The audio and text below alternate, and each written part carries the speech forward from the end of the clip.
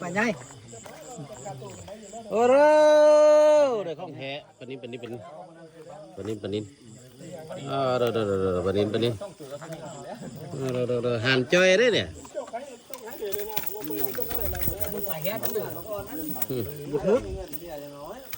บุญฮึก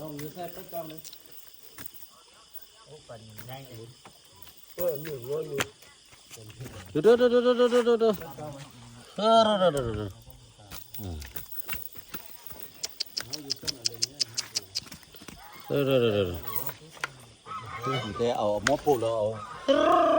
เอาข้างขี้เลยเด้อพิงเลยพิงเอาเกลือโหยบ่ฮักคันส่งให้แก้วบังก่อน